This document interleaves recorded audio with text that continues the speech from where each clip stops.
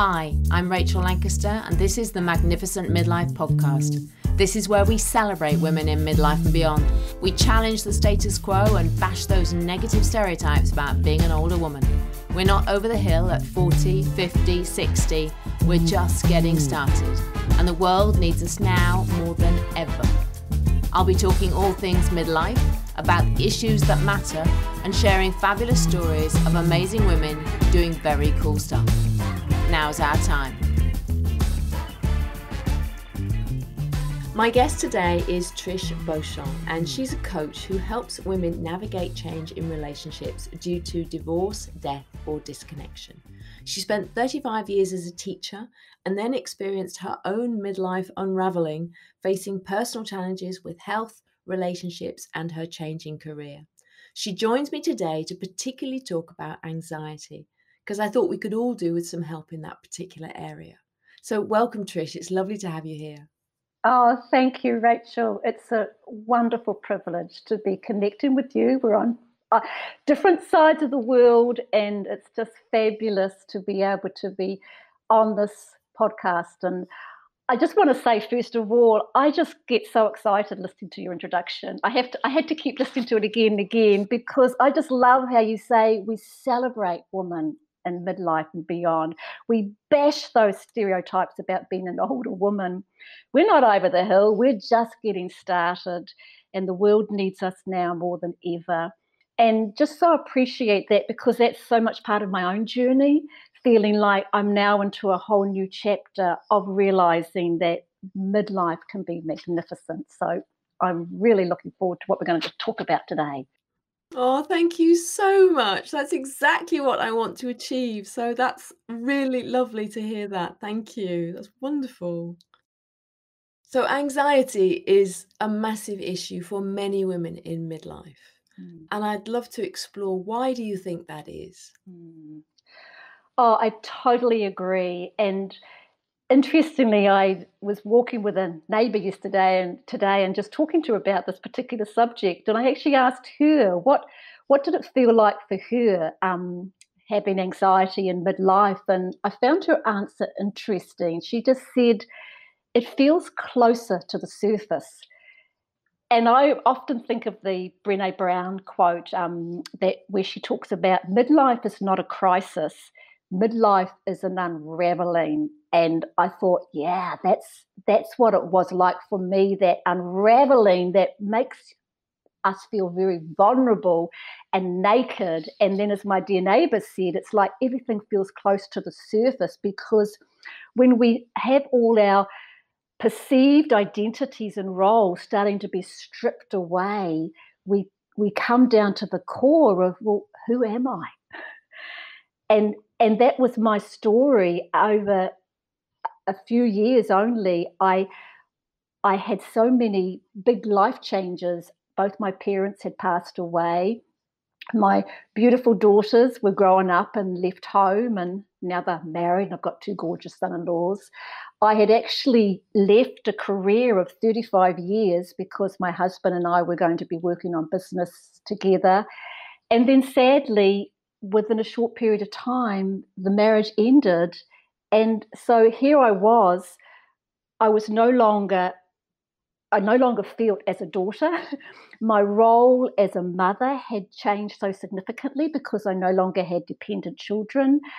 And my career was gone. And so I no longer could sort of state myself as a teacher. And then I was totally ill prepared for a marriage of 32 years to end. And I think what happened then is that unraveling started to happen for me. All of a sudden, what I'd been hiding was actually out in the open, and that manifests itself in our body. And I actually just became very unwell with burnout, and I recognized that my adrenals were so fatigued with all the stress and anxiety that had happened over those years that the body had just said, that's it.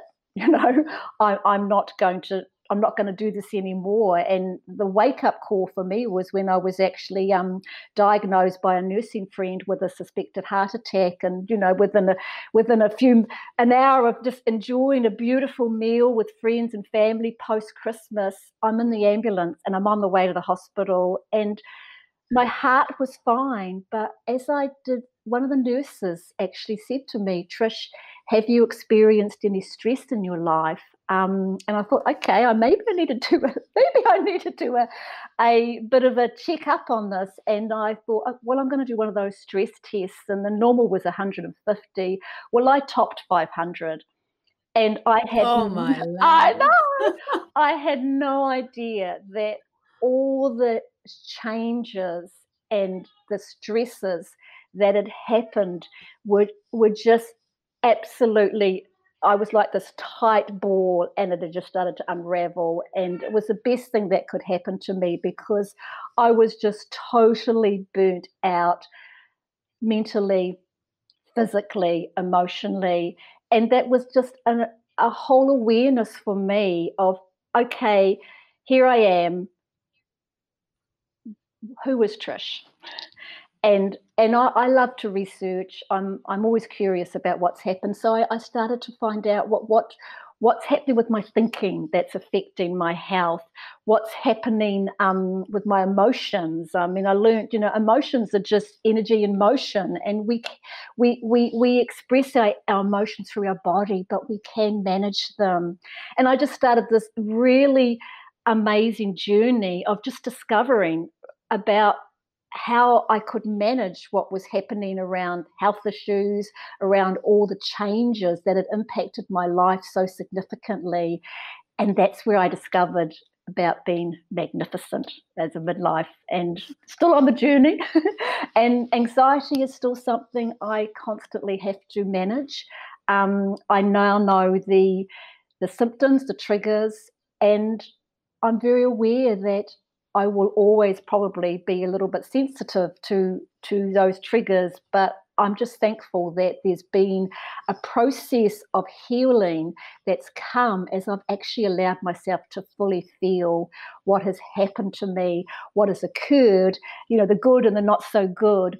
And I can just be really now actually excited about the possibilities of the future. And, you know, that's why I love it, that, you know, I'm not feeling over the hill. I'm now in my 60s, but I don't feel over the hill. I started salsa dancing, you know, a couple of years ago. I love all that's become available to me, but it has been a conscious choice to overcome and to just go through the journey of loss and grief and anxiety, and realize that there is light at the end of the tunnel. You just got to keep working your way through that tunnel. And it's been really powerful to be coming through and seeing what's possible. And it's what I just love, helping other people who are already on that journey themselves to sort of create their own toolbox about this is how you can recognize what's happening, and you then know how you can actually manage it. And wow, that's what's been responsible for ourselves is about, I reckon. I think there's one thing that really jumped out of me in what you were saying, or many things, but one thing in particular is that allowing. We're not used to allowing ourselves to feel this, are we? For many years, I think a lot of us brushed it under the carpet and just kept on. I know I certainly did. And there comes a time when, as you say, the body says, enough already, can't do this, not going to do this anymore. And you've got to then come to terms with what is actually going on and why it's going on and take some steps. But it starts with allowing, doesn't it? And actually saying, it's okay that this is happening. Absolutely. And, you know, I think it's actually, I guess, embracing our whole well-being, you know, and like for me, being aware that my adrenals, they'd been that constant, what we call the sympathetic nervous system where it was a constant fight or flight, and perceiving danger and being in a very heightened level of emotion. And I hadn't known the importance to have the parasympathetic part of the nervous system, the rest and digest, the breathing. And I think, I used to have a lot of digestive issues, and I realized it was because my body wasn't able to have the normal functioning because I was in this constant state of stress and anxiety. And I love just finding more about what happens with our body. And we have this fantastic vagus nerve that's behind our neck and sort of around our vocal cords. And if we can stimulate that muscle, that actually brings down that constant heightened level of anxiety that can happen. It's interesting. Even when I talk about it, I can still feel it. Yeah, you can see it, you can feel it. So it's still something I'm working through. And often I know that the vagus nerve is wonderfully stimulated by singing, by humming, by chanting, by just even gargling. And if we can just even put some of those practices in place. I mean, if I wake up sometimes and I'm not feeling the best energy, I've actually got a wonderful Spotify playlist. I call it my wellbeing playlist, and I dance around the room, I sing, I get myself back into a state of wellbeing, knowing that I can give myself permission to do that. Often I just need to go outside. I live in this beautiful countryside here in New Zealand, and I just breathe in. I breathe in the fresh air. I listen to the birds. I go and, get my fingers in the dirt. I think it's actually creating what you need to do for yourself to give yourself permission to bring all the parts of you back into balance. And it's a constant process, because anxiety is always, I think the thing is with anxiety, though, that we need to also acknowledge is that anxiety is all about perceived things that are going to happen in the future. And I remember the lovely Chinese philosopher Lao Tzu, as you ever say his name, he talks about, when you talk about depression, it's what's happened in the past. When you talk about anxiety, it's what's happening in the future that hasn't happened yet. But if you can just be in that moment, you're just breathing in, breathing out, you're just living life. So you've talked about some of the ways in which anxiety has manifested for you. Are there other ways that you saw it manifest? So you've talked about issues with digestion and obviously your heart. That's not very good at all, is it? But were there other ways that you saw it manifesting in you? Yeah, I think I recognized that I can go into sensory overload, and I can tangibly remember being in the supermarket, and I was walking down an aisle, just happily with my shopping cart, and all of a sudden I didn't know where I was. I didn't know what I was doing there, and it was like the cacophony of the noise, just the overstimulation of everything that was happening just hit me in this overwhelm. And it was actually a little bit scary, to be honest. And I just thought, okay, this is something that is unusual, but I know I can just breathe myself through it. And I think that was an understanding for me that I had reached some not dangerous levels, but I had reached some levels of overwhelm that I actually needed to take time out and rest more. Just be aware that my body was not coping.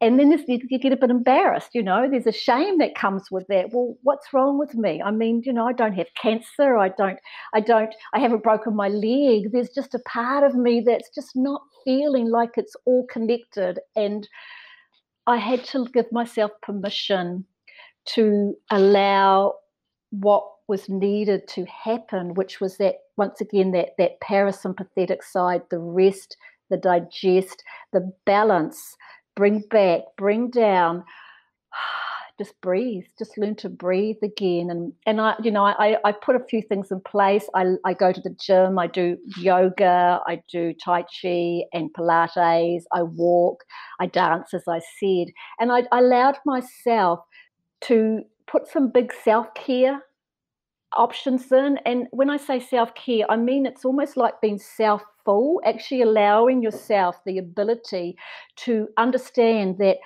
my own self-worth, my own self-care, my own self-esteem is important to me. And it's not being selfish, it's actually valuing who I am and putting things in place that I know are important to me. And that's not only helpful for me, but for everybody around me. So I think those were, I've sort of got to the next part now, remedies of how to manage anxiety. And I think for people, for women, I just encourage, find out first, the first step is the awareness that you're feeling anxious. And if you can, identify what the trigger is.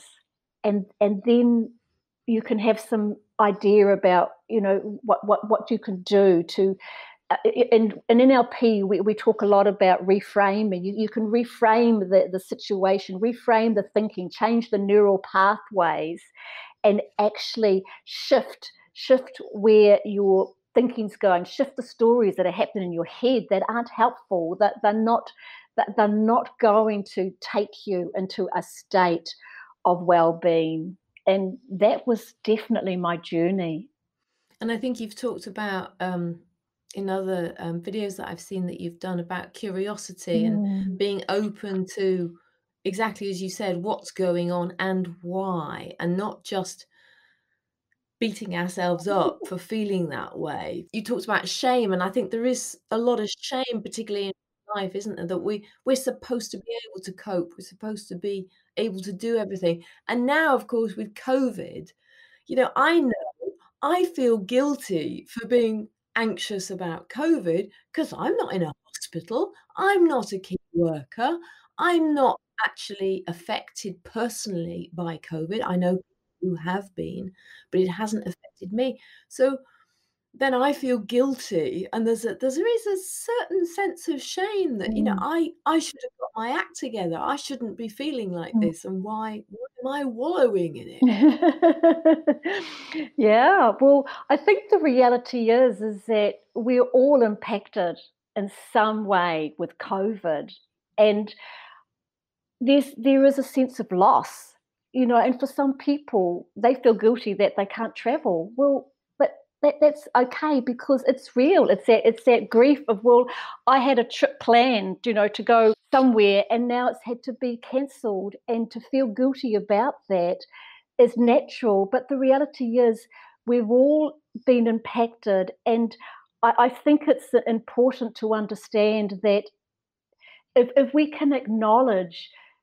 and give ourselves permission to, once again, it's back to giving ourselves permission, allow ourselves to feel the pain. We've all suffered some level of pain. And I think the anxiety around COVID is that no one knows what the future is going to be. There's so much uncertainty. There's so much loss of control. There's loss of freedom about where with people now back in lockdown. And I'm aware, here in New Zealand, we're in a very strategic position, and yet I could feel guilty, just even the fact that I live in this amazing country, and just through particular policies that have been put in place. At the moment, we're COVID free, but you're right. I know what you said. It's like I feel guilty because why should I have this opportunity when I know around the world there's so much that is not in a good state, and yet there's still pain for me. I have a daughter who's in Paris, and I know things aren't good there, and I have no idea when I'm going to go and visit her again, and yet I am aware that right now I have an expired passport. So I was thinking, even just preparing for today, I thought I'm going to renew my passport in faith and belief that we will travel. I will get in that plane again. And I think that's part of it, is actually realizing The anxiety we're feeling is future based, but sometimes if we can replace it, well, what can we look forward to? I know Henry Cloud. He talks a lot about good pain and bad pain, and often the good pain is what we have to experience before we can have that pleasure. And I just often like to encourage people, well, if you're feeling that real pain of isolation and not being able to be with family and you're feeling anxious, what can you look forward to? What's a pleasure that you can look forward to that comes after the pain? Think of childbirth. We all know we've got to go through that good pain to experience that wonderful pleasure of new life. And right now, as a world, we're coming together, and the pain we're feeling is hopefully good for the bigger picture to actually eradicate this pandemic. I think one thing we just have to be aware of is that we've got a pandemic contagion, but we don't want to fear. We don't want to put fear in that can then compromise our immune system, because right now that's our biggest defense, to keep our immune system in a good state, to keep our well-being healthy, and to stay connected with people however we can. It's a unique time in history to be living, and anxiety levels will rise because it's so unknown. I talked about, first of all, being curious, but then also being compassionate. That is so key. It's also key to stimulate that vagus nerve. Be gentle. Be gentle with how we're feeling. Be gentle with what's routines have had to change. Be actually aware that it's okay to feel compassionate towards ourselves as well as others. It's okay to feel compassionate with what has been missed out on, because that will bring down that heightened sense of anxiety. And that's something we do have control of. So what would you say are your top tips then in terms of how to manage it if we are feeling anxious on a daily basis? What can we be doing to try and modify that sense? Yeah, good question. And I think probably just I call it my 3 C's. The first one's the curiosity. Just keep curious, keep being aware. What is happening? What when you're feeling that emotion, where is it? For me, it can often be in my gut, and I'm thinking, oh yes, that's say anxiety of maybe feeling nervous. We all talk about the butterflies, or the tension, and it's our body giving us the information that something is not right, and we can then have the ability to decide, well, okay, what am I going to do about this? So stay curious, and also be aware, what's the story you're telling yourself. Be aware that sometimes what we're allowing our mind to dwell on isn't actually helpful, and we can actually choose to change the neural pathways and change the perspective, change the reframe what's happening. So that's, I think, the first C that I would talk about. The second C is what I just mentioned, the compassionate attention, allowing ourselves to understand that this is understandable, what we're feeling. We don't have to feel guilty. We don't have to try and hide it. We can actually give ourselves some self-care, and realize we actually deserve that. And I think the third one is connection, and it's connection with yourself. Stay connected with where you're feeling. Keep the connection with others. I mean, yes, we are restricted with social distancing and not being able to travel, but we have social media available to us. Keep connected with nature. Keep connecting with anything that's important to you, and just be aware that this is a choice that we always will have, as to how we actually manage what's happening for us, even when the external control is that we don't have that locus of control externally. We always have within us the ability to decide how we're going to respond to what's happening. The Viktor Frankl quote about between stimulus and response, there's a space, and in that space is where we have the choice to experience freedom and growth. And I just think, with everything we're experiencing in midlife, with change, with what we're experiencing with COVID right now, we all have the opportunity to decide how we're going to, in that space between the stimulus and response, we make the decision how we're going to respond. And that's a choice that no one can take from us. I love that quote. I think it's so powerful. And he was in the concentration camp, wasn't he? But it was the last thing that can be taken away from us is our ability to choose, to make a choice as to how we respond. Yeah. I loved, his book Man's Search for Meaning, and it speaks so much that there is that choice that's still available to us. So in amongst all the overwhelm and everything going on, we can choose to just step back and be curious and show compassion. And stay connected with what's happening. Just stay connected with our world. When I say stay connected, it's not keeping ourselves in overwhelm with what the TV is going to present. I mean, I don't watch the news. I have a little bit each day where I keep up with the main news, but I don't allow the fear to take over what's happening for me. And because that's a choice that I make. But the connection is so key, because that's who we are. We're made for love and belonging and to be connected with people. So somehow we need to still create that. And even in midlife, when there's shifts in relationships, when all of a sudden we do find ourselves with no kids at home, and unfortunately for me, when I found myself living on my own again, just being aware that life still has so much to offer. And I've loved making new friends, and I've loved all the opportunities that are available in this new chapter for me. And I think it's just an amazing opportunity to just see what's possible in midlife. It's magnificent. Yeah, I really want women to understand that more and to realize that we can control a lot more than we perhaps think we can, and that when we are feeling overwhelmed and life is out of control, we can gather it back, can't we? We can kind of take it back, that overwhelm and all those things, and think which bit is important, which bit isn't important. Do I ditch that? Do I keep that?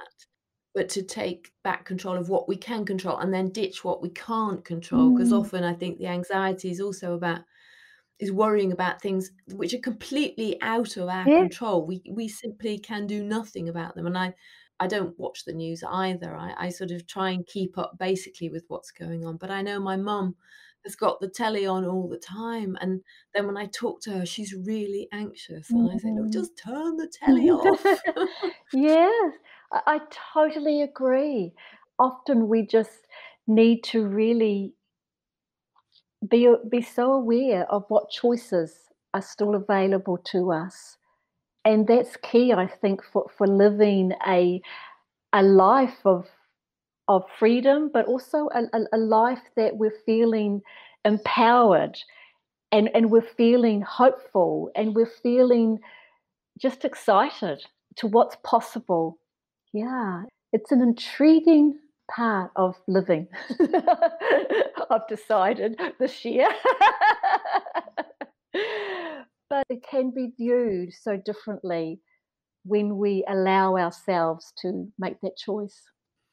When we are feeling really in the moment overwhelmed and really anxious, and we just can't see the wood for the trees, what can we do then to bring ourselves back? Great question. I think there's a couple of very simple techniques that we can put in place. And one of them is where you can actually ground yourself by taking all your senses. And first of all, acknowledge 5 things you can see around you. It could just be a pen, a spot on the ceiling, anything around you that you can see. 4 things you can touch. 3 things you can hear. 2 things you can smell and 1 thing you can taste. And what that does is that will shift your brain to another state. And so when you're just feeling in that total overwhelm, and I mean, that's what I learned to do, when I talked about the example in the supermarket where it just all hit me. If I felt that again, I would do this exercise. Or another thing that I found helpful, I would just flick my wrist, and it would take me out of the state of that spiraling emotions and overwhelm. If I could just shift the neural pathways, that was really helpful, because I think it is an ongoing journey. I still have moments of anxiety, but having tools to actually, first of all, acknowledge what's happening, understand what's happening, and then knowing what you can do to move through it. That's where the empowering comes. And that's what's available to all of us. Thank you for listening to this episode of the Magnificent Midlife Podcast. If you enjoyed it, please subscribe, share it, and leave me a review wherever you're listening. It really helps me get the message out. You can find out more information about this episode in the show notes at magnificentmidlife.com. That's also where you'll find strategies, support, and resources to help make your midlife magnificent. Get clarity on how to make the most of your next chapter. Help me change the world, one magnificent midlife woman